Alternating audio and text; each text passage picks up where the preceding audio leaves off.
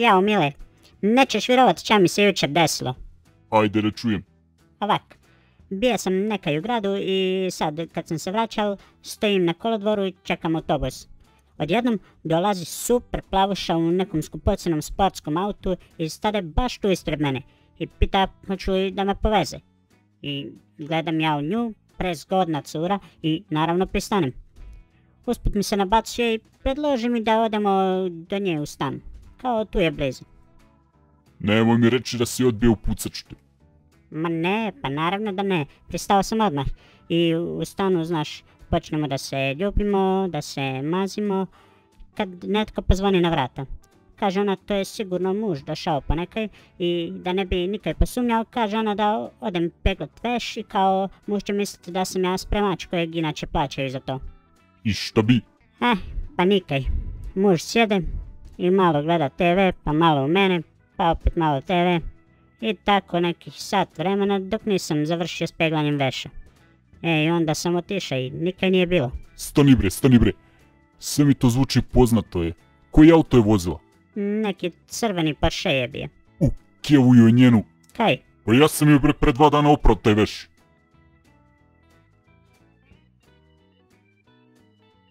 Opa, šta je ovo? Kada je nekom ispao novčanik. Oho, vid para.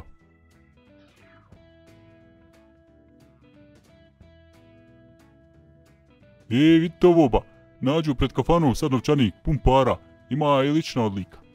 Pa, kaj ćeš sad s tim? Ma, ništa aj nazvat ću radio. Alo, jel to radio?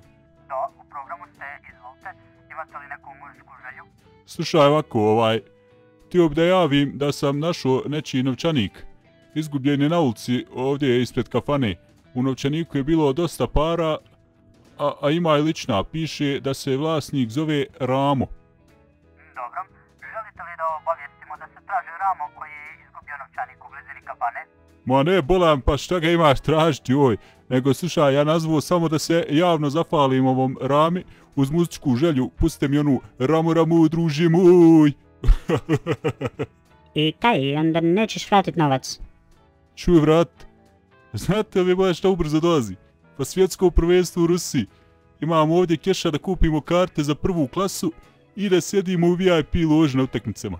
Rođaci, idemo u Rusiju! Nije ti dosta, hoćeš još klipova, jel? Pa evo, klikni neki od ovih ispod da gledaš. Ima gore klikni na ovo subscribe, a možeš i na onu našu Facebook stranicu Kafanska TV. Ajde, zdravo rođaci!